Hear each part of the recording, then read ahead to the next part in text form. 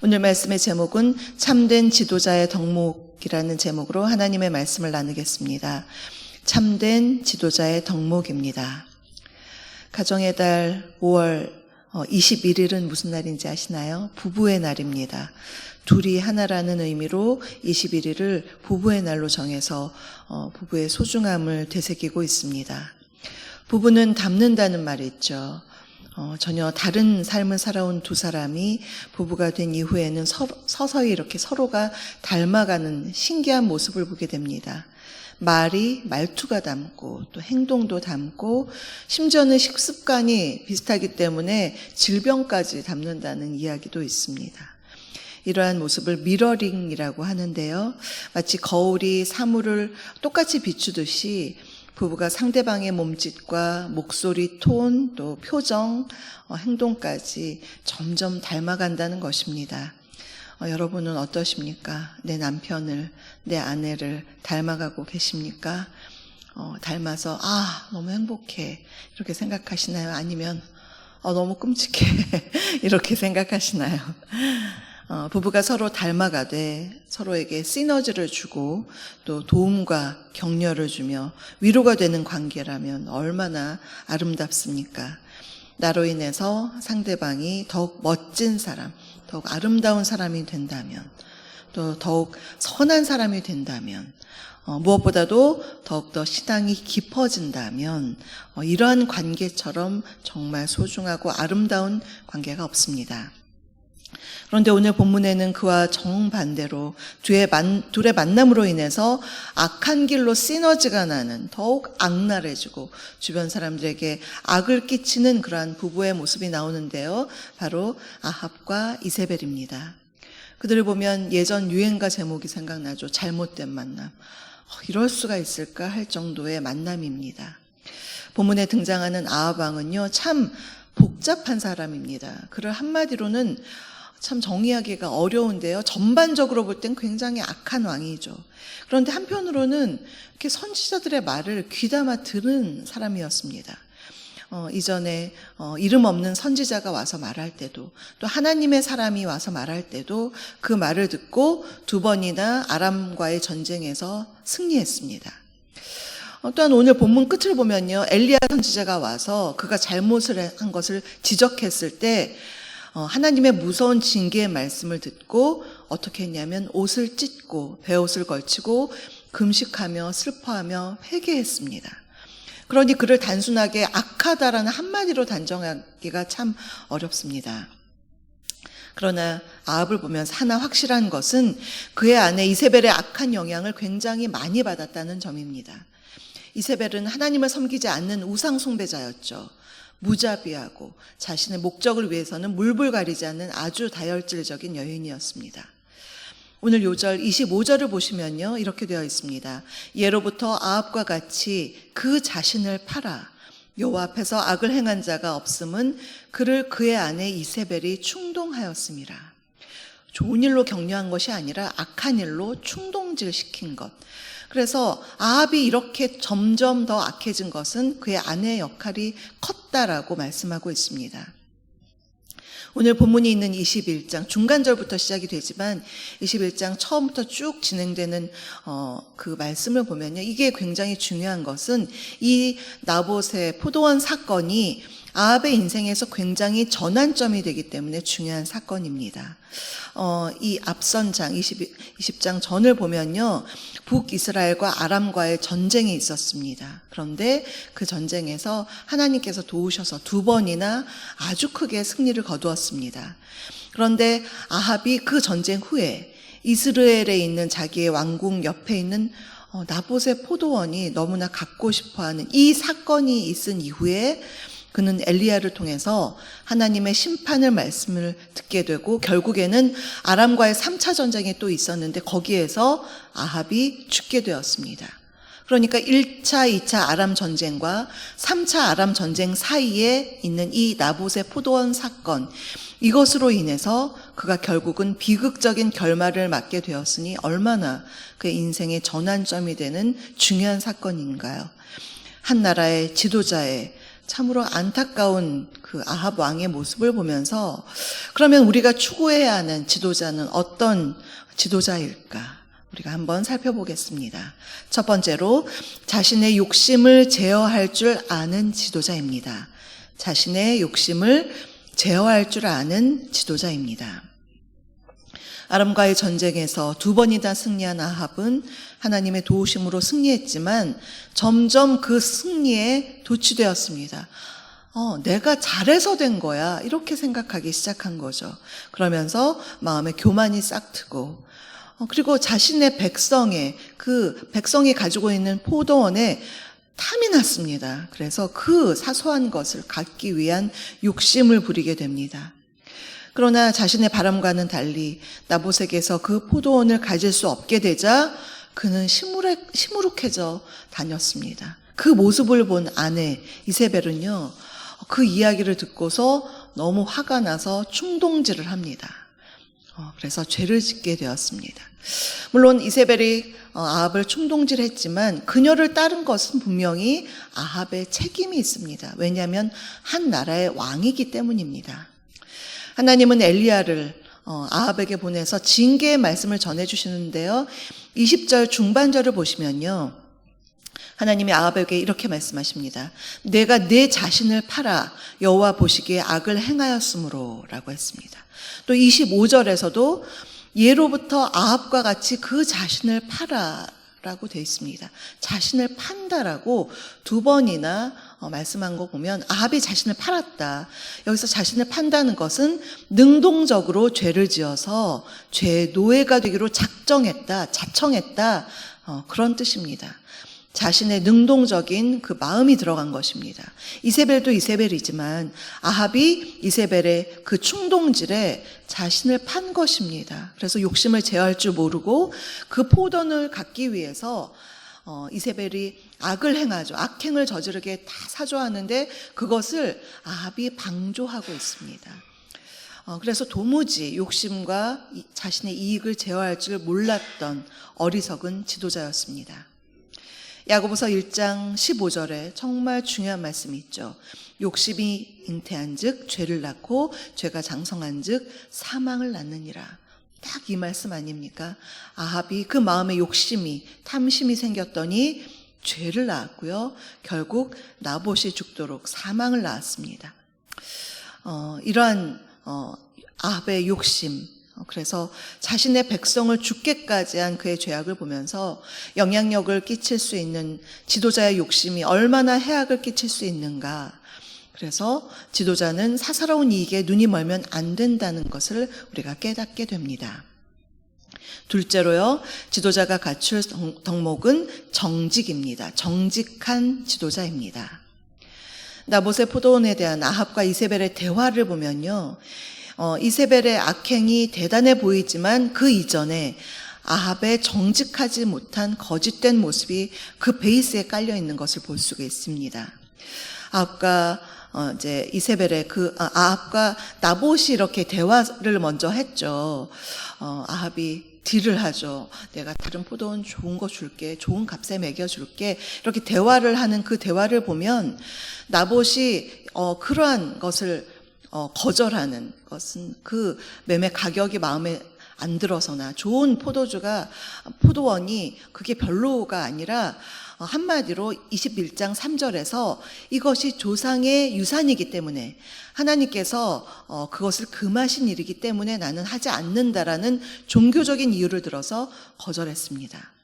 그런데 아합이 이것을 가지고 이제 시무룩해 있다가 이세벨과 아내와 대화를 나눌 때 그 대화를 보면요, 너무나 놀랍게도 이 종교적인 이유를 쏙 빼고 얘기합니다.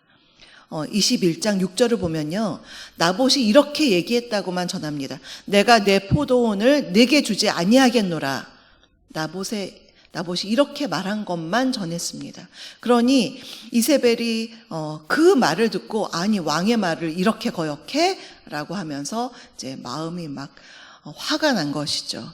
교묘하게요, 아합은 진실을 다 전하지 않고 자기에게 유리한 쪽만 전한 정직하지 못한 왕이었습니다. 이러한 일들로 인해서 나봇을 죽이기 위해서 이세벨이 막 거짓 증인까지 세워서 결국에는 나봇이 죽게 만드는데요. 이 모든 악한 일을 행하고 거짓 증인까지 세우는 이 거짓된 일에 아합이 수수방관하죠. 아주 침묵하고 있습니다. 일이 잘 돌아가니 부인 뒤에 숨어서 저 포도원 갖고 싶어서 가만히 있는 아주 악한 그러한 행동을 합니다. 이세벨은 이방 여인이어서 하나님의 율법을 모른다 쳐요. 그래도 아합은 유대인이었기 때문에 십계명을 아는 사람이죠. 거짓 증거하지 말라는 하나님의 말씀을 어기는 것입니다. 이 모든 것이 그가 거짓으로 지은 죄입니다. 결국 무고한 나봇이 죽음을 당했죠. 하나님은 이러한 무고한 생명의 죽음을 방관하지 않으시고 엘리야를 통해서 말씀을 전해주시는데요. 19절을 보시면요. 너는 그에게 말하여 이르기를 여호와의 말씀이 내가 죽이고 또 빼앗았느냐 하셨다 하고, 또 그에게 이르기를 여호와의 말씀이 개들이 나봇의 피를 핥은 곳에서 개들이 내 피 곧 내 몸의 피도 핥으리라 하였다 하라. 무서운 심판의 말씀을 전해주셨습니다. 아합이 자기가 행한 대로 나봇처럼 그렇게 죽게 되리라는 보응의 말씀입니다. 하나님께서 다윗을 사랑하시는 이유는 그가 실수가 많았음에도 불구하고 정직했기 때문입니다. 죄가 드러나면 그대로 하나님께 회개하고 정직하게 살라고 애썼던, 그랬던 다윗이었습니다. 지도자가 정직해야 되는 이유는 그 아래에 그 정직한 지도자 밑에서 백성들이 평안을 누리기 때문입니다. 무엇보다도 정직한 지도자를 하나님께서 쓰시기 때문입니다. 세 번째로 참된 지도자는요, 자신을 살피는 용기 있는 지도자입니다. 자신을 살피는 용기 있는 지도자입니다. 아합의 여러 악행에도 불구하고 그가 하나 잘하는 것은 엘리야를 통해서 하나님의 징계의 말씀을 들었을 때 그가 그것을 듣고 회개했다는 것입니다. 27절을 보시면요, 아합이 이 모든 말씀을 들을 때 그의 옷을 찢고 굵은 배로 몸을 동이고 금식하고 굵은 배에 몸을 누이며 또 풀이 죽어 다니더라. 이 모습을 보고 하나님의 마음이, 긍휼의 마음이 생기셨습니다. 29절에서요, 하나님이 이렇게 엘리야에게 말씀하시죠. 아합이 내 앞에서 겸비함을 내가 보느냐? 그가 내 앞에서 겸비함으로 내가 재앙을 저의 시대에는 내리지 아니하고 그 아들의 시대에야 그의 집에 재앙을 내리리라. 참 우리 하나님 마음이 약하십니다. 분명히 큰 잘못을 했는데도 또 회개하니까 또 받아주시는 하나님. 그래서 우리가 잘못했을 때 그것을 시인하고 회개하는 것, 그 용기가 우리에게 참으로 필요합니다. 지도자의 위치에 있다면 사회적인 체면 참 많이 생각하죠. 우리 한국 사회에서는 더군다나 굉장히 체면의식 참 만연하죠. 이 체면 때문에 용기를 내서 자신의 잘못을 시인하는 것 참 힘든 부분이지만 그렇기 때문에 더욱더 용기가 필요합니다. 우리 하나님은 자비하셔서 이렇게 악한 아합 왕도 그의 겸비함을 보고서, 회개하는 모습을 보고서 징계를 늦추시겠다 말씀을 합니다. 최근 한 트로트 가수 며칠간 굉장히 나라를 떠들썩하게 했죠. 음주운전을 하고 뺑소니를 했는데 그 음주운전을 부인하고 매니저랑 교묘하게 바꾸고 여러 가지 사실을 부인하다가 결국 구속이 되었습니다. 정말 재능 많은 그러한 사람인데 이 사회적인 공인, 연예인이면 공인이죠. 공인의 이 거짓말에 죄를 부인하고 증거가 뻔히 보이는데도 발뺌하다가 구속되는 모습을 보면서 참 아쉬운 마음이 컸습니다. 그가 처음부터 용기를 가졌다면, 자신의 잘못을 시인했다면, 그렇게 국민 앞에 섰다면 지금 이렇게까지 공분을 사지 않았을 텐데 라는 참 아쉬운 마음이 참 많이 들었습니다. 우리는 지도자의 위치에 있는 사람들입니다. 한 가정에서 부모이고요. 교회에서도 직분자이고 또 사회적인 어떤 역할들도 있습니다. 무엇보다도 하나님 앞에서 왕 같은 제사장으로 세움받은 우리들입니다. 그래서 우리들이 우리 자신을 잘 살피며 살아가는 것, 죄를 짓지 않도록 노력하고 혹시 죄를 지었다면 용기 있게 시인하고 하나님 앞에서 회개하며 다른 사람들 앞에서 잘못을 시인하고 나아가는 용기, 참으로 중요한 것입니다. 오늘 우리는 지도자의 덕목을 살펴보았습니다. 자신의 욕심을 제어할 줄 아는 지도자, 정직한 지도자, 자신을 살피는 용기 있는 지도자, 우리가 이러한 사람이 되어서 많은 사람들에게 선한 영향력을 끼칠 수 있는 저와 여러분 되시기를 주님의 이름으로 축복합니다. 오늘의 말씀을 생각하면서 찬송가 379장을 부르시겠습니다.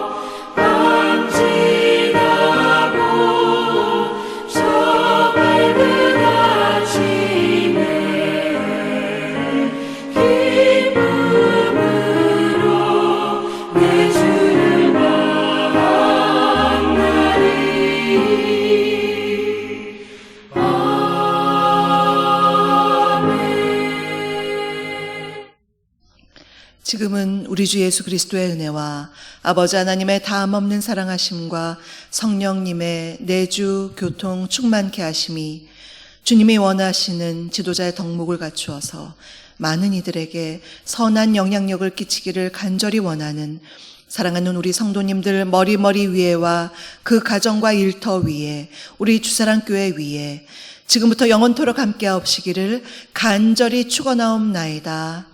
아멘.